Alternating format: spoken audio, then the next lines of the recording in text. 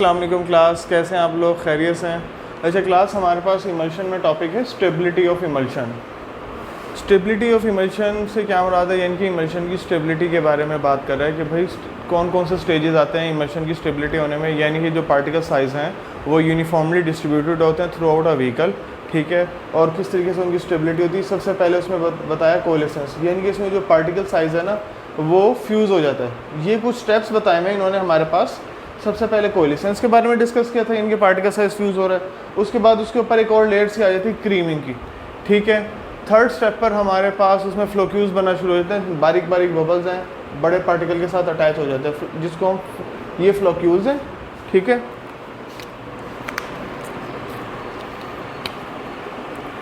और ये पूरे प्रोसेस को हम क्या कह रहे हैं?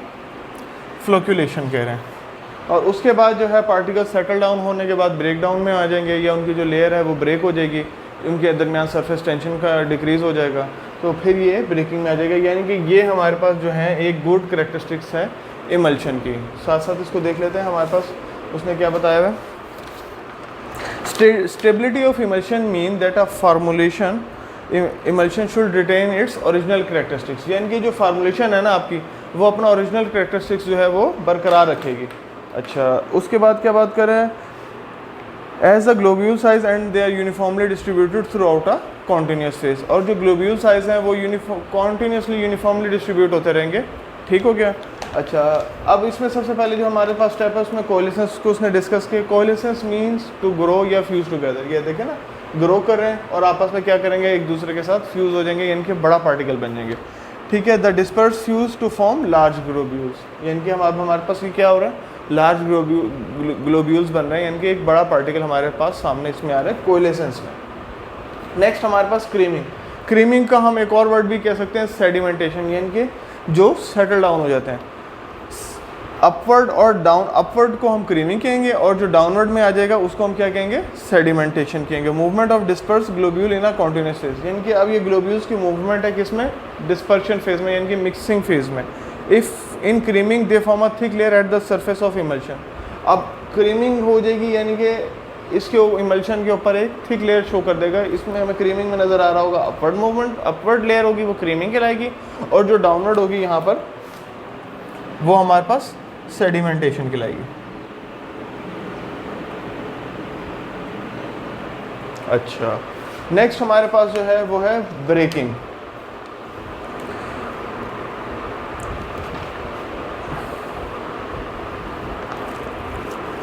इसी को हम separation of internal phase from the emulsion is called breaking, ठीक है। यानी कि जो इंटरनल फेज की ब्रेक हो रही है सेपरेशन, इसको हम क्या कह रहे हैं? ब्रेकिंग कह रहे हैं। The coalescence of the disperse globule take place to separate layers. यानी कि कोलेसेंस से क्या हो रहा है, यानी कि जो लार्ज पार्टिकल बन रहे हैं तो ये दो लेयर्स को सेपरेट आउट कर रहे हैं। And the disperse phase and the continuous phase, दो फेजेज हैं हमारे पास। एक डिस्पर्स फेज है जो डिस्पर्शन की तरफ चला जाएगा, और एक कॉन्टीन्यूस फेज है जिसके अंदर आप यूजुअली चेंजेस कर रहे होंगे। Are form which form difficult to redisperse. अब इसके लिए क्या हो जाएगा? डिफ़िकल्ट हो जाएगा रीडिस्पर्स होना। यानी कि एक फ्लोक्यूल्स के मॉलिक्यूल्स बन रहे हैं, कोलेसेंस के मॉलिक्यूल्स बन रहे हैं, लार्ज मॉलिक्यूल्स, लेकिन उनके दरमियान ब्रेकिंग हो रही है, फिर वो रीडिस्पर्स हो रहे हैं, ठीक है।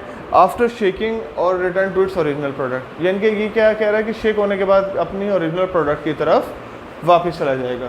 अच्छा, नेक्स्ट है हमारे पास है flocculation. The individual particles of disperse phase come in contact with each other.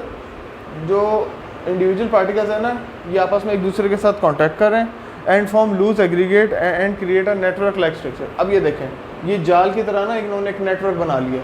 बड़ा पार्टिकल है, उसके साथ छोटे छोटे पार्टिकल्स साथ में अटैच हो रहे हैं, यानी कि इन्होंने एक नेटवर्क बना लिया, एग्रीगेट्स बन गए, ठीक है। ये मोस्टली किसके स्ट्रक्चर में होते हैं? माइक्रो ऑर्गेनिजम्स की, जहाँ ग्रोथ हो जाए ना, बैक्टीरिया, यील्ड, इसकी ग्रोथ होना शुरू हो जाए, तो ये आपके जो है ना इमल्सिफाइंग सिस्टम को फिर डिस्टर्ब कर देते हैं।